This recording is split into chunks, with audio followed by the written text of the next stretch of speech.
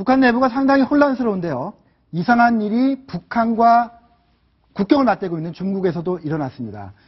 탈북자를 지원해 오고요. 또 북한에 선교 활동을 하던 그런 조선족 목사가 살해됐다는 소식이 오늘 들어왔습니다. 좀 충격적인데 이정훈 의원, 예. 누가 살해당했다는 것부터 좀 말씀해 주시죠. 네, 그 장백현에서 활동해 오신 한충열 목사라고 합니다. 네. 그래서 4월 30날 오후 2시에 나가셨는데 8시쯤에 근처 야산에서 중국 공안에 의해서 네. 변사체로 발견됐다 이렇게 네. 알려져 있습니다. 이 지역이네요. 네. 지금 그림에 나오고 있습니다만. 북한 그 해산 바로 건너편인데요. 네. 저쪽은 조선족이 많아서 자치현입니다. 자치현이고 압록강 상류를 경계로 북한을 마주하고 있는 지역이죠. 예. 거의 뭐 북한 영토하고 바로 붙어 있겠군요. 맞습니다.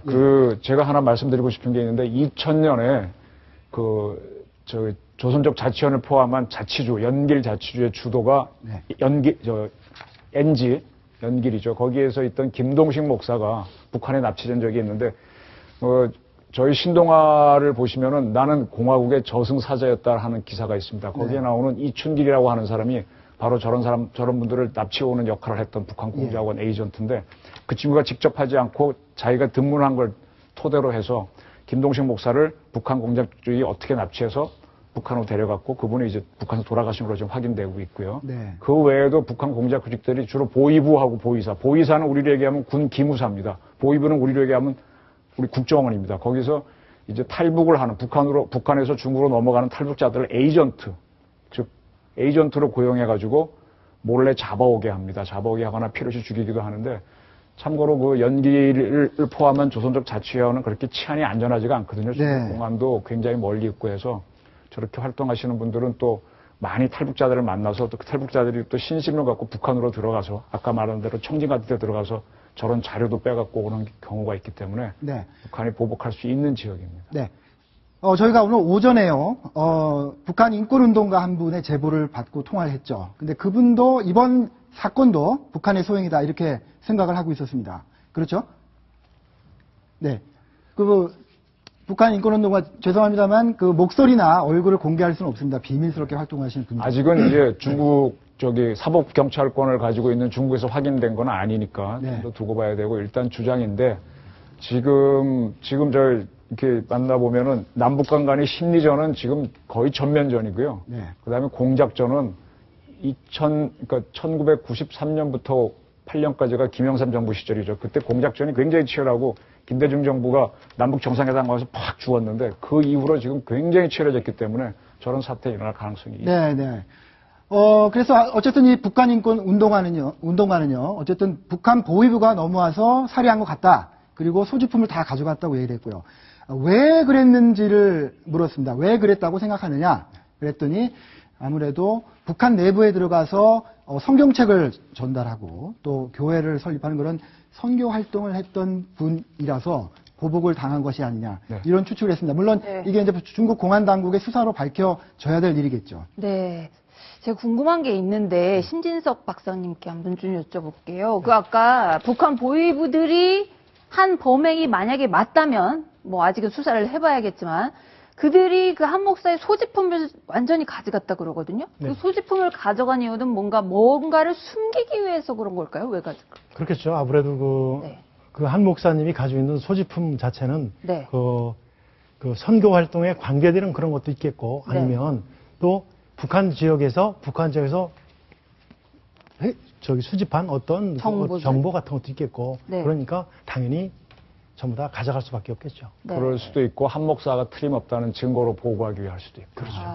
그건 뭐 다양한 목적입니다. 그 전에 그 이춘길이라는 친구를 통해서 쭉 들어보면은 중국 공안 당국을 속이면서 압록강 두만강을 넘어가거든요. 그때 사람을 이렇게 뒤로 묶어서 이렇게 하면요. 네. 이렇게 해서 뒤로 수갑을 채우면은 걷지를 못합니다. 아. 그래서 땡기면 꼼짝 못하고 그런 식으로 해서 거의 사람을 그냥 반죽음시켜서 끌고 가는데 그렇게 끌고 갈 수 없는 경우는 저렇게 살해할 수도 있죠. 네.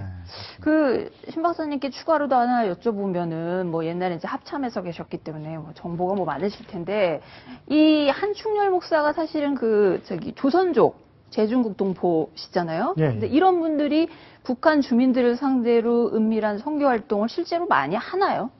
그렇겠죠. 많이 하시겠죠. 그죠? 그리고 네. 왜 북한에서 그 선교 활동을 막냐 하면 네.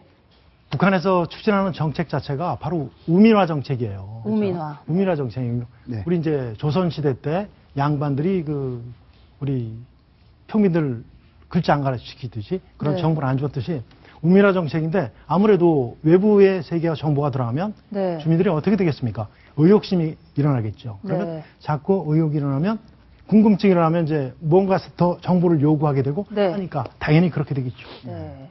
선교 활동이 뭔가 좀 그런 뭐랄까요? 우민화로부터 탈출하게 되는 어떤 그런 계기 같은 것들이 작용이 될 수 있다는 얘기 같은데 황일도 기자 이제 지금 타이밍이 굉장히 미묘합니다. 당대회 앞두고 있거든요. 그렇습니다. 평양이 거의 봉쇄 수준이라고 하고 국경은 감시 강화가 정말 뭐 어마어마한 수준이라고 하는데 북한 보위부가 나와가지고 이런 일까지 자행을 만약에 했다면 뭐 어떤 의도가 있다고요? 북한 보위부의 소행이라고 가정을 해놓고 생각을 해보면 지금 아시다시피 대북 제재 때문에 북한 전체적으로 상당히 분위기가 안 좋을 수밖에 없는 상황이고 대신 이제 김정은에 대한 여러 가지 체제 안전성이랄지 옹리랄지 이런 최고 존엄에 대한 여러 가지 그 이미지 전쟁들이 훨씬 더 강하게 이루어지고 있는 상황이다 보니까 그러니까 당연히 이런 것들에 대해서 많이 신경을 쓰고 작전을 펼치게 되고 이런 방식으로 상황이 진행되고 있다고 생각할 수 있을 것 같습니다. 네, 위원님.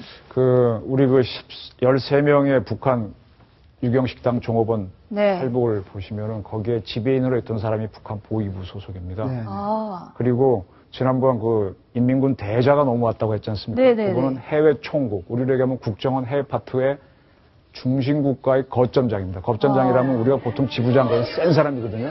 그럼 북한은 거기에 대한 상응하는 보복을 들어갈 수 있는데 네. 보위부가 했다면은 우리 13명 저 사람들 7명 남은 사람이고요. 북한으로 다시 돌아간 네, 종업원. 거기에 대한 역공일 수가 있죠. 그래서 지금 공작전이 굉장히 치열하고요. 우리도 하면 걔네도 한다 이런 식으로 좀 덤비고 있거든요. 네. 북한에 가시거나 또는 대북 선교하시는 분들 물론 신심갖고 하지만 좀 조심을 좀 하셔야 될 겁니다. 황일도 기자 네. 한목사 시신은 지금 중국 공안이 그렇습니다. 예. 가져간 상태인가요? 그러니까 이제 주목하셔야 될 부분이 조선족이시니까 중국 국적을 가지신 중국 네. 시민이란 말입니다. 중국 입장에서는 이게 만약에 정말로 북한 보위부의 소행이라면 자기 영토에 들어가서 자기 주민을 살해를 한 거니까 묵과할 수 있는 사안은 당연히 아니죠. 더욱이 이제 아까 말씀 주신 것처럼 해외 식당이 종업원들 데리고 들어오는 과정에서도 북한 외교부가 보인 입장이 기본적으로 법과 절차에 따라서 그들이 합법적인 여건을 가지고 제3국으로 나갔기 때문에 우리는 이거에 대해서 신경 쓸 수가 없다. 네. 그런 식으로 발표를 한 바가 있습니다. 같은 톤으로 놓고 보면 이것 역시 북한이 갖고 있는 중국이 갖고 있는 사법 절차에 따라서 네. 공식적으로 진행을 해 나갈 거고 그 결론이 어떻게 날지는 두고 봐야 할 사안일 것 같습니다. 자, 심진호 박사님 마지막으로 지금 사실 저희 채널A에서도 이번 당대회 취재 때문에 북중 그 접경에 중국 쪽에 취재를 가는데 취재진이라든지 아니면 선교활동하는 분들이라든지 이런 부분 안전 정말 이런 사건 발생하면 너무너무 무섭거든요. 어떤 대책이 있을까요? 우리 정부 입장에서 할 수 있는 일이 뭐가 있습니까? 우리 정부에서 이제 일단 가시는 분들에 대한 그 안전 교육 같은 거, 보안 교육 같은 거 굉장히 필요하겠죠. 네. 필수적으로 이루어져야 될 것이고 가시는 분 자체도 스스로 방어할 수 있는 어떤 그런 마음가짐이 꼭 필요하다고 봅니다. 마음가짐. 그러면 네. 그 지역은 적지거든요. 네. 안 그렇습니까? 적지이기 때문에 물론 이제 뭐 적지이기 때문에 어떠한 그런 것들도 저기 해야 되지만 꼭 그런 것이 필요하다고 봅니다. 네, 오늘 5월 1일입니다. 보시는 것처럼 북한이 당대회를 하겠다고 하는데 이제 닷새 남았죠. 근데 북한에서는 자꾸 이상한 일이 일어나고 있습니다. 네. 우리가 어떻게 해야 될지 다음 소식 이어가 보겠습니다.